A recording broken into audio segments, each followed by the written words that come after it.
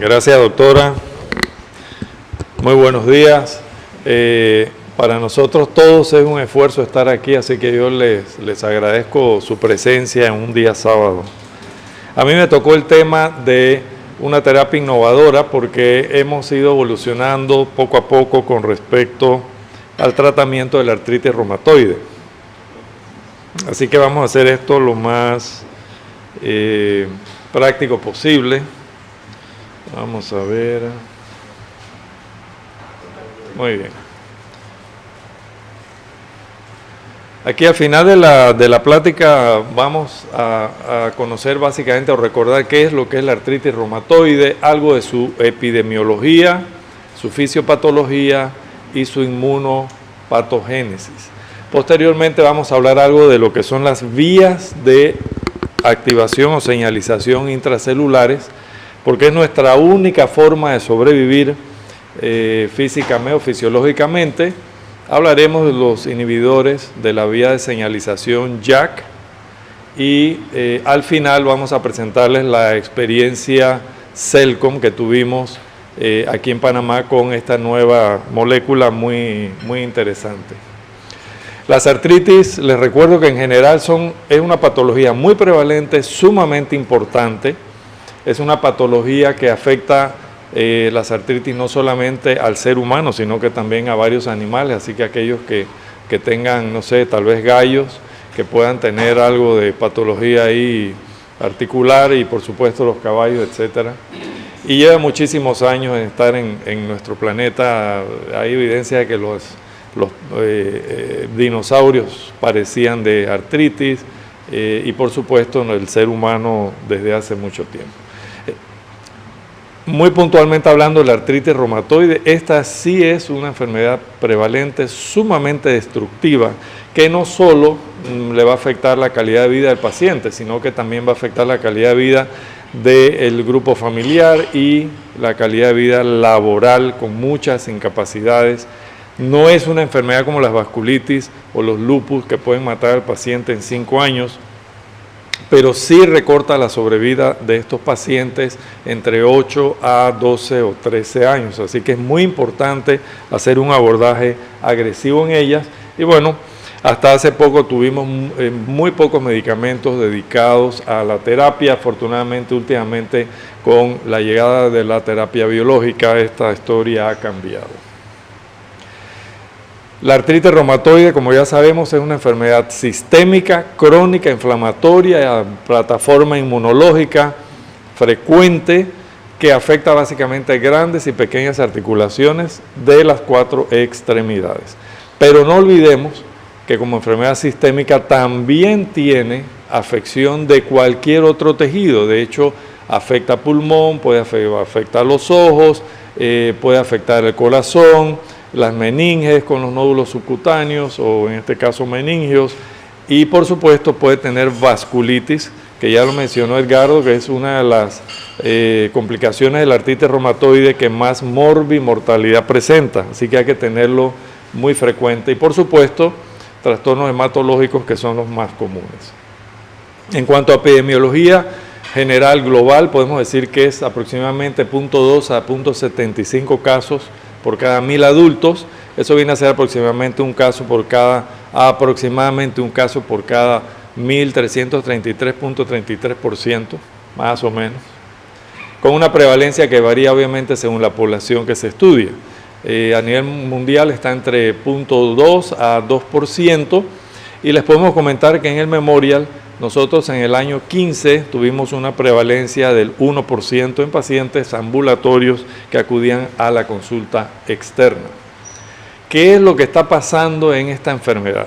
Nosotros básicamente vamos a encontrar un proceso inmunológico sumamente complejo que obviamente va a tener una predisposición genética a presentar no solo la enfermedad, sino que este grupo de pacientes, como los alelos se van a heredar en bloques, estos pacientes pueden heredar a todo el bloque de genes que va a presentar artritis reumatoide, diabetes de adulto, diabetes tipo 1, enfermedad celíaca, así que es un grupo de enfermedades de origen muy inmunológico, en donde los factores ambientales juegan un papel importantísimo con la pérdida de la autotolerancia. Recordemos que a nivel fetal, mis células presentadoras de antígeno están encontrándose con los linfocitos y les están presentando nuestras proteínas corporales.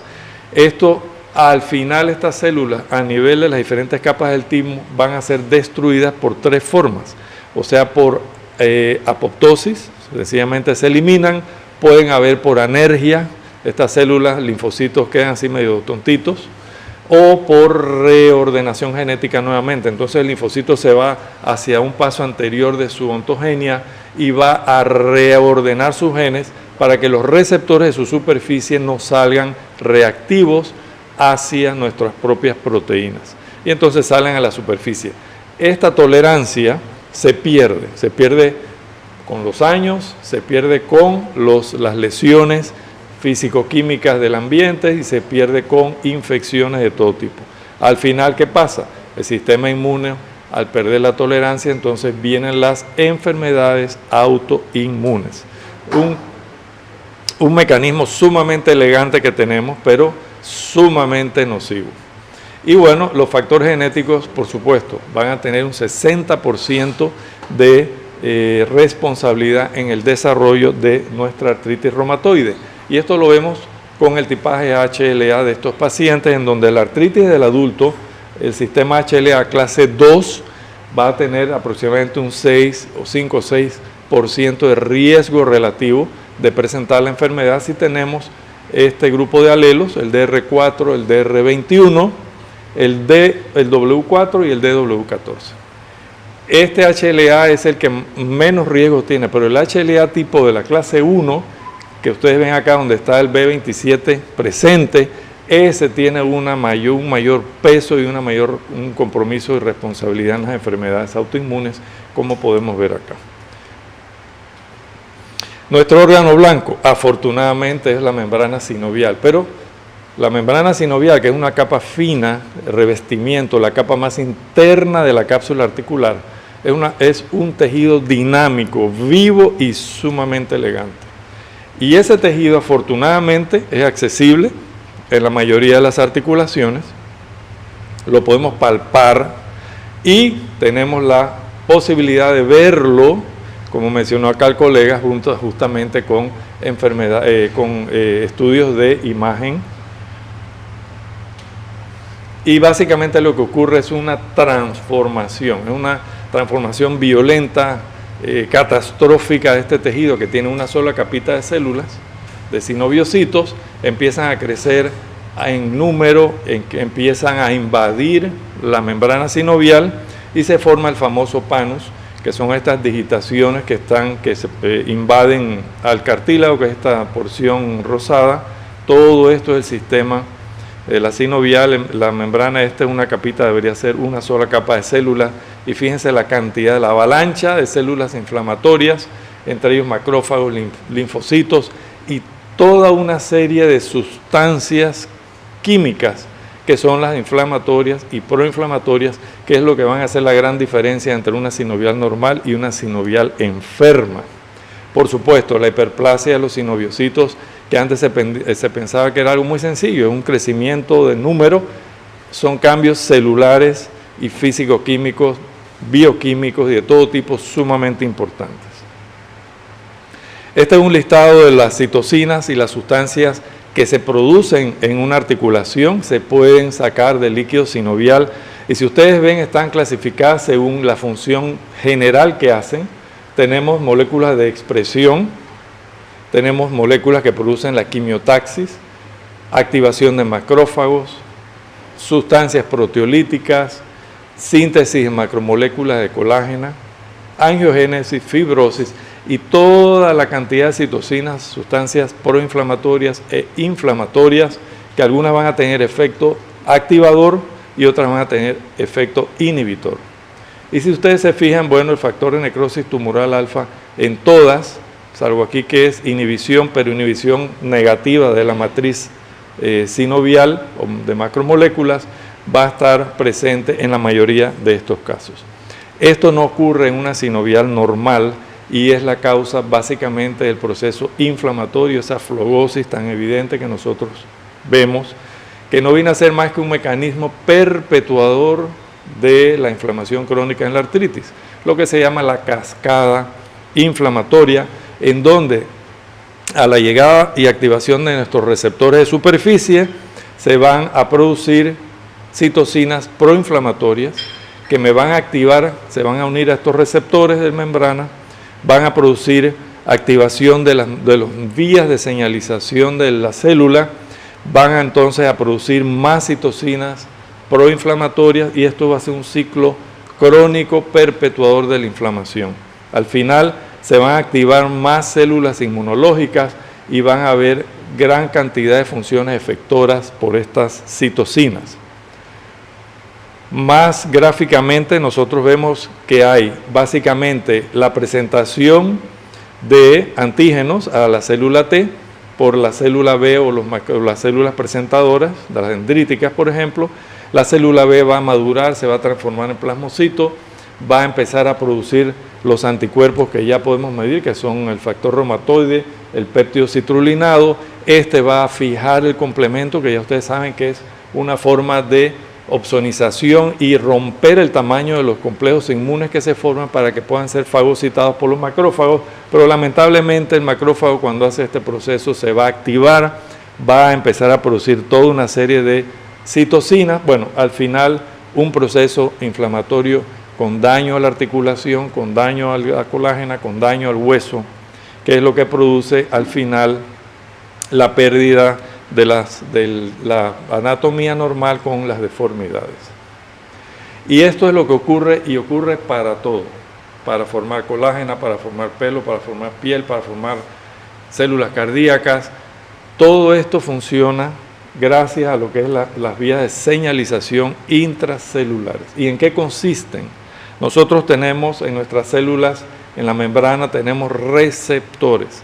Esos receptores pueden ser de peaje, el toll-like receptors, como están acá, receptores CD40, por ejemplo, y toda una serie de receptores que me pueden recibir a las citocinas, factor de necrosis, interleucina 1, 6, la presentación de nuestro antígeno a través de nuestro sistema de histocompatibilidad y, por supuesto, los lipopolisacáridos que pueden ser estructuras de las bacterias y otros gérmenes.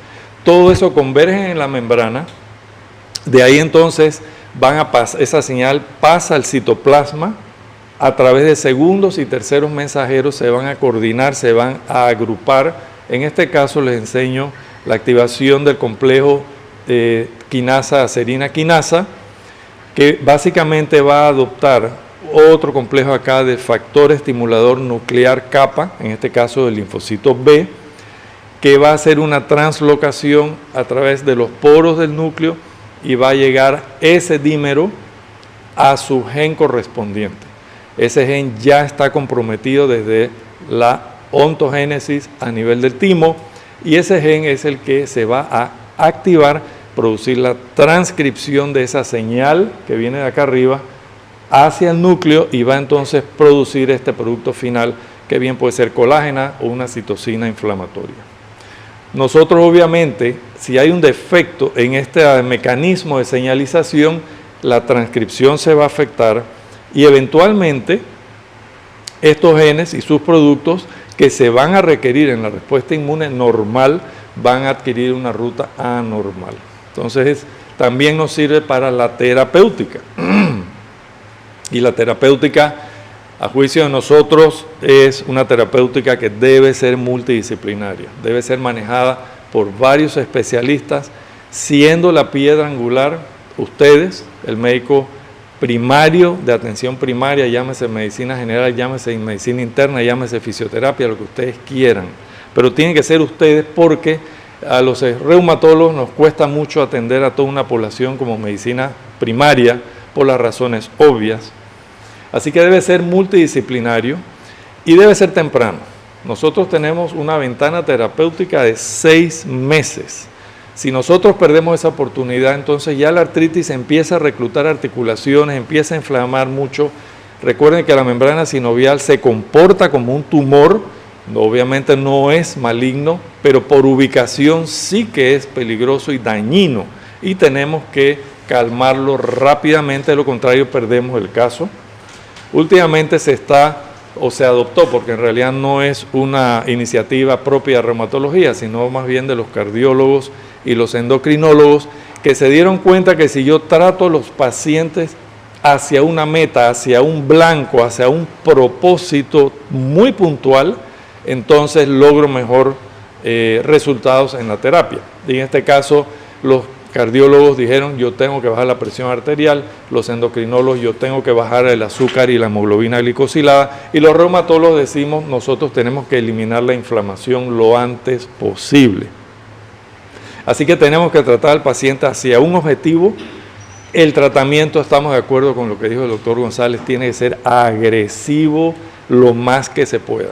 Desde el punto de vista reumatológico, puño y patada, desde antes de que esa artritis empiece a cobrar cuerpo, porque si no perdemos mucha importancia. Y tenemos que utilizar farmacoterapia, tenemos que utilizar obviamente medicina física, tenemos que utilizar la medicina laboral, cómo agacharse, cómo levantar, cómo barrer, etcétera, etcétera. Nosotros en Memorial tenemos la ventaja de tener nosotros personalmente reuma en nuestra suite de infusión, que nos permite manejar a estos pacientes rápidamente y de una manera muy, muy efectiva. Y si quieren saber algo más de esa iniciativa de Treat to Target, que es tratar hacia una meta, los mando ahí a nuestra querida página de la sociedad para que puedan leerlo un poco. Es un artículo que se hizo por consenso de la sociedad, pero fíjense que básicamente tiene varios conceptos, que es lo que les presento aquí. El tratamiento primero debe ser consensuado entre el paciente y el médico. No podemos imponer nada, porque nos corremos el riesgo que si algo sale mal, ese paciente nos va a demandar a nosotros. Así que el consenso entre el paciente y médico es sumamente importante. La meta que tenemos que llegar el objetivo es mejorar la calidad de vida de ese paciente, mejorarlo como persona, mejorarlo en su trabajo y en su casa. Y para ello tenemos que eliminar la inflamación articular lo antes posible.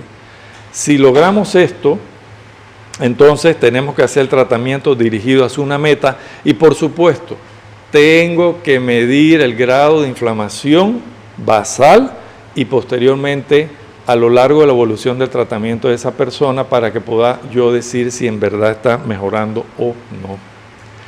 Y la terapia que utilicemos, señores, por favor, no estamos en contra de la terapia alternativa. Sabemos que la acupuntura puede producir analgesia limitada, pero es efectiva. Sabemos que los curanderos, yo recibo algunos pacientes del profesor Ortega de allá del Jahuito y viceversa, yo les refiero allá también, pero obviamente nuestra medicina tiene que ser basada en la evidencia. Una evidencia, y estos son los 3 pilares de la medicina basada en la evidencia, que fue una iniciativa canadiense, casualmente, de McMaster, en donde la evidencia son los buenos estudios clínicos, metaanálisis y estudios a doble ciego controlados con placebo.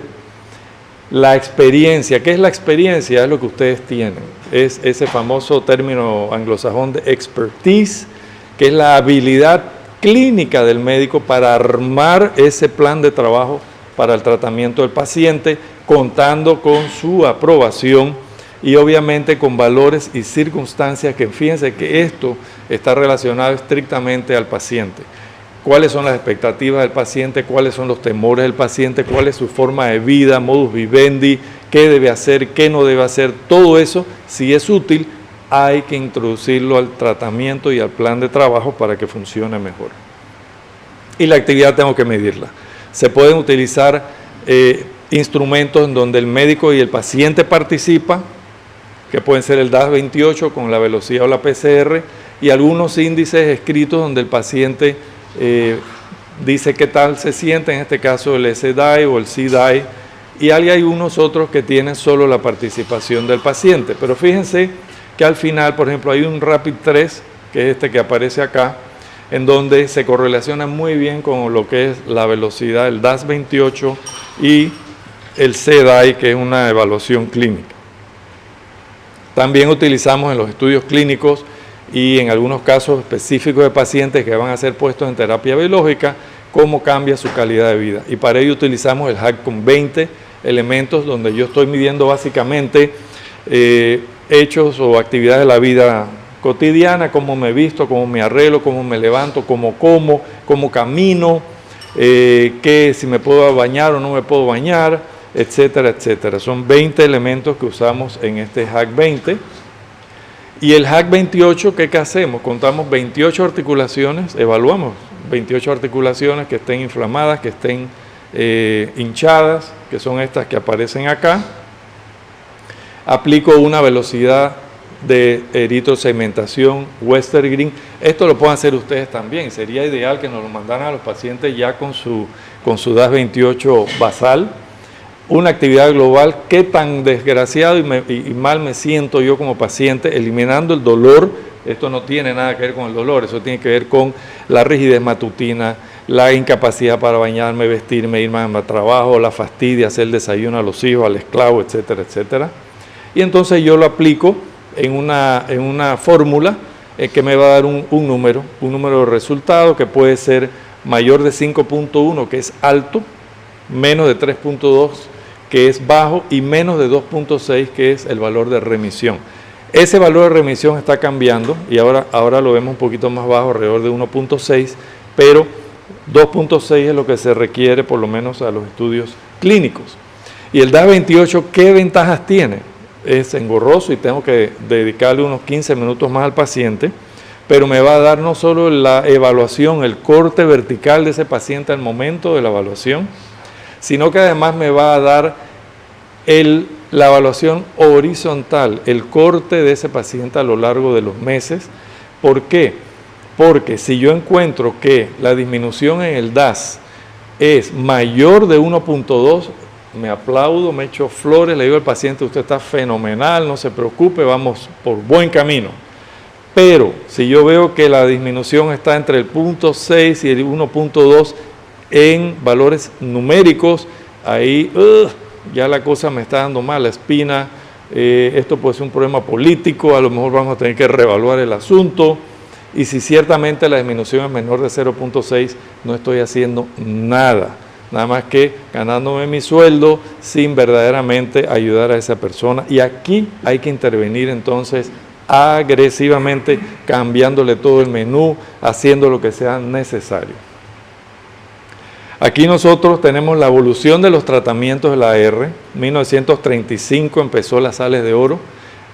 Algunos, estoy seguro que el doctor Fraya y don Celso allá atrás, tuvimos la oportunidad de utilizar esta droga, fantástica droga, sí iba a funcionar bien, muy buena. Todavía vemos pacientes en remisión que han utilizado las sales de oro. Posteriormente, en el 85, llegó la metotrexate, que es una droga que cualquiera aquí puede manejar sin ningún problema. Y bueno, ya últimamente llegaron los biológicos y últimamente el tofacitinib, que es una molécula con una acción sumamente interesante que vamos a pasar a verla inmediatamente. Esto es una ruta, o son rutas de activación intracelular. Nosotros hablaremos un poco de la ruta del JAK, pero esta es la que yo les presenté antes, que es el factor estimulador, de nuclear kappa del linfocito B, que eso también inclusive lo vemos en osteoporosis, que tiene un papel importante acá. Y hay otras rutas de administración, de señalización. Al final, ¿qué es lo que hacen estas? Son rutas que todas o la mayoría va a participar en la fisiopatología de la artritis reumatoide para fomentar la producción de citocinas. Y esa ruta de JAK, ¿de dónde rayos nos sale? Esa ruta viene a ser básicamente de llano, del latín Janus, que venía a ser el dios Janus, venía el dios de las dos puertas, los comienzos, los finales, la cara, muchos dicen que hipocresía, pero básicamente son los comienzos y finales, y se consagró el primer mes del año al dios Janus. De ahí Januris degeneró a Janeiro, y de ahí degenera a enero. Así que cuando estemos celebrando el 1 de enero, ¿qué es lo que tenemos que hacer el día 2? Alguien, un voluntario aquí. ¿Ah? La sopa para... tibios. No sé. Ah, sí, señorita. Tienen que ir a la iglesia a confesarse porque han adorado a un dios pagano. Así que eso, imagínense, van a ir derechito a no sé dónde.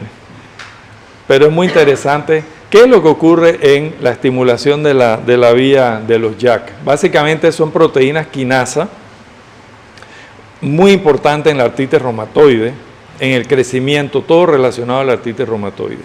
Y la activación de estas citocinas, cuando llega a nuestro receptor JAK, fíjense, de las dos caras, siempre van a estar funcionando acoplados, los JAK, las proteínas de los JAK.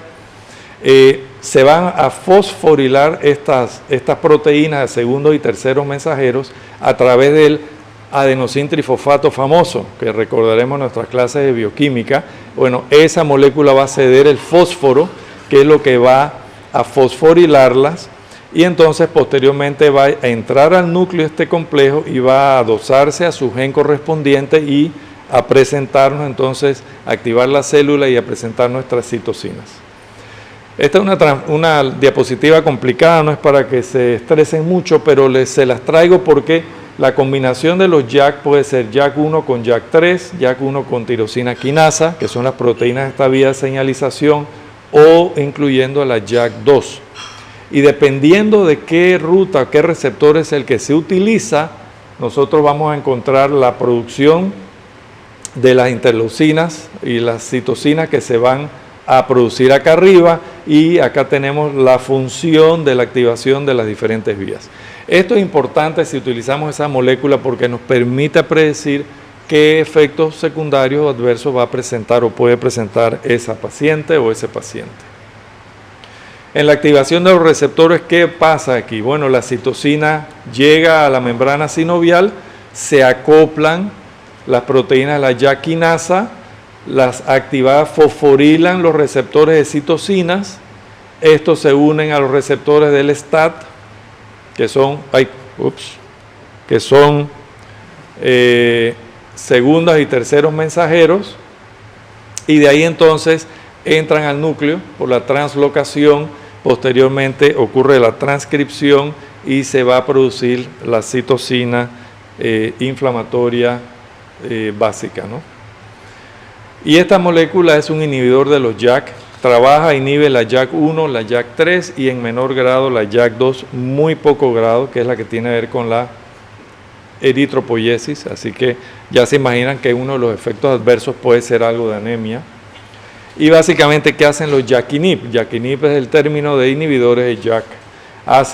La citocina se une al receptor, se acoplan los JAK, y entonces la JAK-inhib entra o está ya en el núcleo de la célula. En lugar de unirse el fósforo, el fosfato, el JAK va a ser competitivo y se va a unir entonces a los receptores, a la cola de esos receptores, y va a evitar que las moléculas de transcripción, translocación y transcripción se unan a los JAK. Y de esa manera no va a haber translocación al núcleo, no va a haber adose al genoma y no va a haber entonces la transcripción de la sustancia inflamatoria. Es un mecanismo sumamente elegante de estas moléculas. Sabemos la experiencia internacional que es eficaz en buenos estudios de medicina basada en la evidencia. Sabemos que es sintética, o sea, son tabletas que se dan y se puede dar en combinación con metotrexate, se puede dar en monoterapia o se puede dar con fallas a farmes o fallas a otra medicina, y sabemos que tiene efectos predecibles, básicamente infecciones de gérmenes comunes, neumonía, neurofaringitis, herpes zóster por la inhibición de esa vía de señalización JAK que elimina los virus, algo de anemia y tal vez elevación de lípidos. Y entonces faltaba la experiencia local. Entonces, la experiencia local participamos algunos de los que estamos aquí, el doctor Guerra y servidor y otros más, y el doctor Armien, que es el bioestadista o de profesor de bioestadística de la universidad.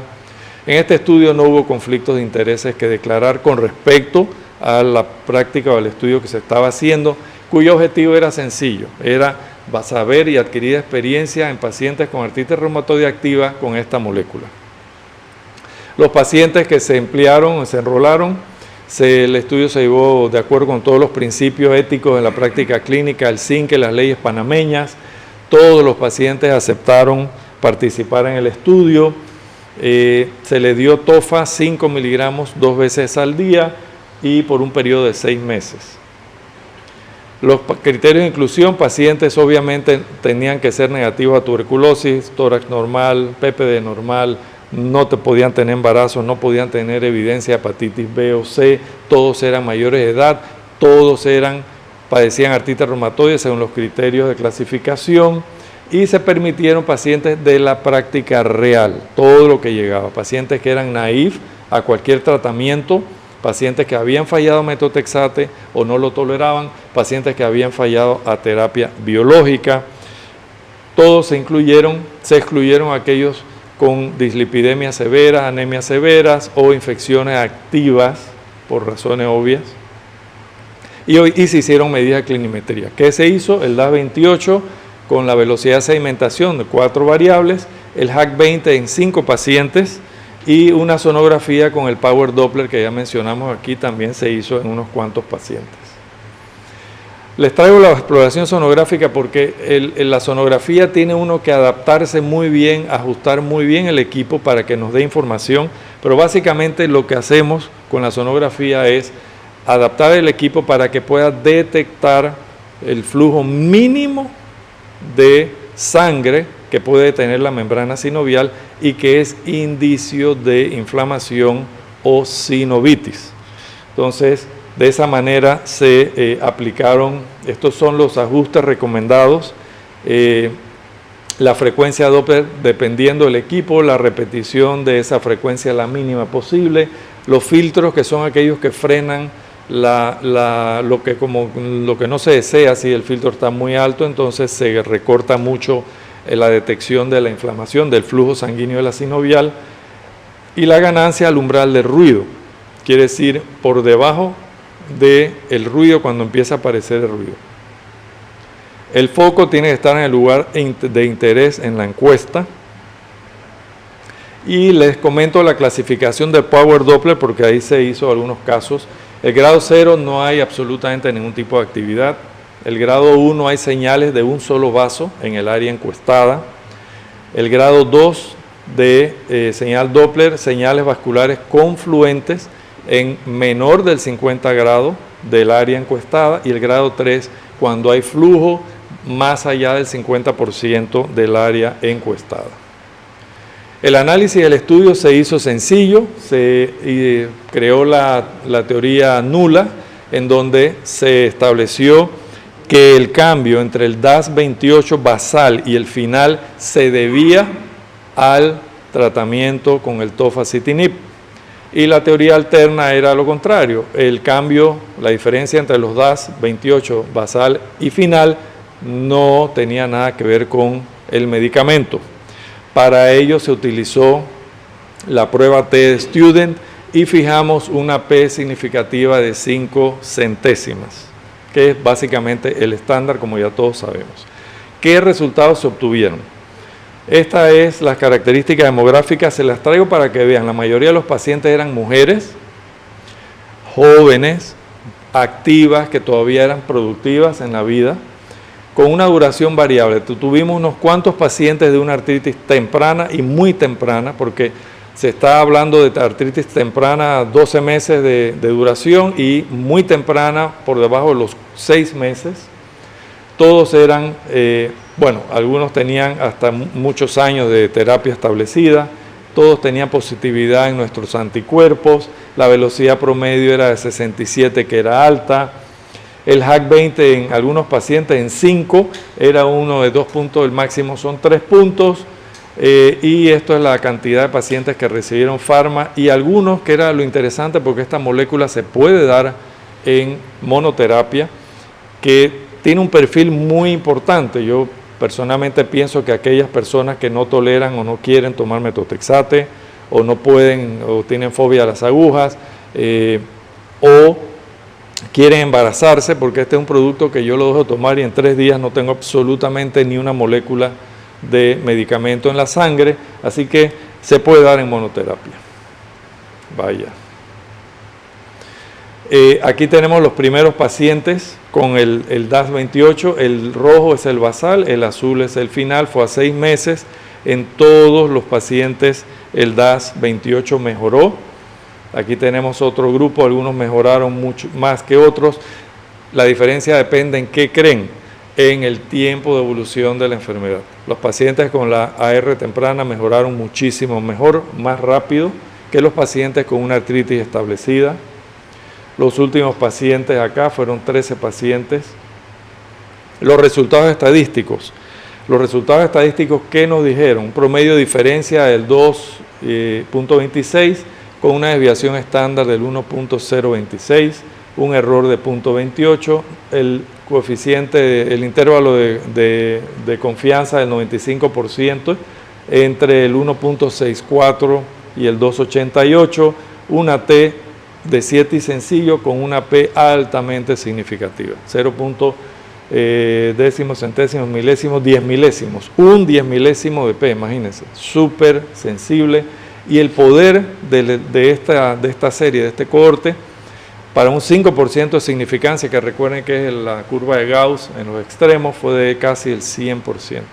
O sea que estadísticamente vimos muy buen resultado. Esto es lo que apareció con el HAQ20.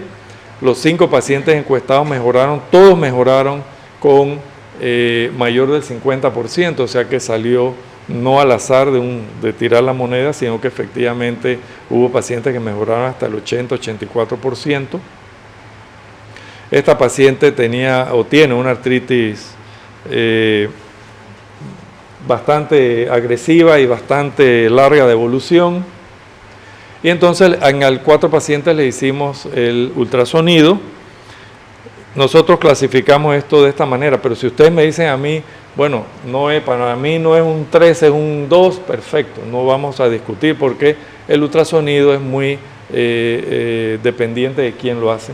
Pero si vemos acá esta es una muñeca en transversal de una paciente joven de 20 años, eso es todo lo que tiene el Doppler, y después de los 6 meses cayó acá. Y ustedes verán que en algunas imágenes yo les puse un poco de ruido para ver si podía forzar algo de sinovitis o flujo, y verdaderamente no lo lograba. Esta es otra paciente, esta ya tenía mucho tiempo también. Lo que ven como aquí con estos puntitos, vaya. Estos puntitos que ven aquí son de ruido, estos son flujo, pero esto es ruido. A ver, ¿esta cuál es? Espérate, esta es la primera, la segunda, ¿ya vimos esta? ¿Sí? ¿No? ¿Sí? ¿Y qué pasó con la tercera? Bueno, aquí no, eso es ruido lo que vemos ahí. Y creo que falta una ahí. Ah, no, acá esta no la vimos. Ponte esta, por favor. Este es el hueso de radio, este es el semilunar, este es el hueso grande, aquí es la articulación, acá es la articulación, esto es lo que es la sinovitis radiocarpiana, y esta es la articulación intercarpiana, que es la que vemos acá. Monte esta acá. No, este.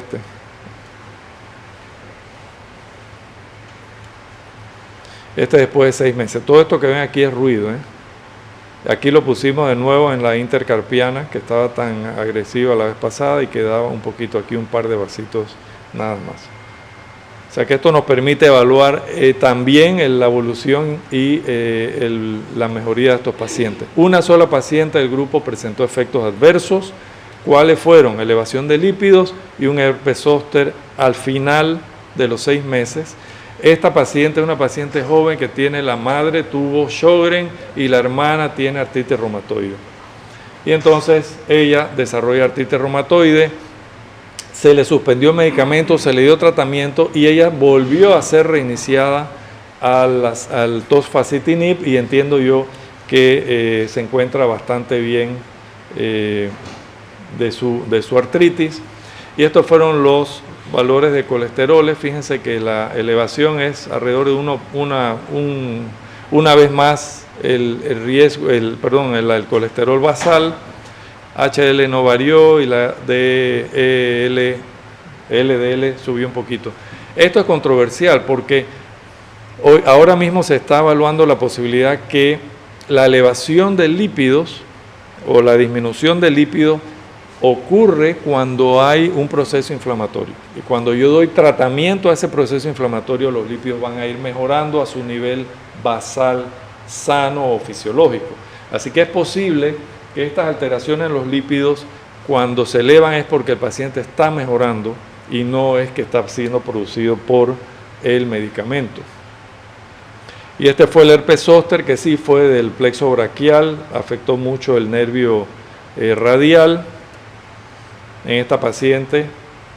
Así que llegamos a la conclusión que los pacientes que se estudiaron demostraron una tendencia a la mejoría en los 3 parámetros medidos con el uso de la molécula. La tolerancia fue buena y bueno, hubo un efecto adverso con un herpes zóster en la misma paciente, que además de eso tenía una diátesis alérgica. Se me pasó decirles que ella de chiquita sufrió de asma y encima de eso de adulta una rinitis, así que es un paciente, no es el mejor paciente diríamos para seleccionarlo, pero bueno, así es la vida real. Comentario de los pacientes. Una me dice, una de Colón casualmente me dice, yo pensaba cambiar mi carro por uno automático porque ya no aguantaba el clutch, el tobillo, la palanca de las manos, una cosa, pero ya no lo voy a cambiar. Y esta otra paciente, este fue el esposo que nos dijo, doctor, esas pastillas son fantásticas. Y peló los ojos así, y se le babeaba y no sé qué pasó. No sé por qué eran fantásticas, pero sí les puedo decir que la esposa tenía 20 años de infertilidad primaria. ¿Y qué resulta? Que después de tomar eso un día me viene, doctor, yo leí que esas pastillas en ratas mejoran la fertilidad, doctor. No, la verdad, así como lo oyen. Digo, sí, no sabía, pero bueno, qué curioso. ¿Y por qué me lo dice? No, doctor, porque estoy embarazada. Así que me llegó tomando la tofa con 3 meses de embarazo. Así que yo estoy esperando que dé a luz a ver qué va a pasar, porque eso sería verdaderamente interesante. Así que, fantástica las pastillas, la paciente se embarazó después de 20 años. Qué bonito, eso da satisfacción y le agradezco su atención.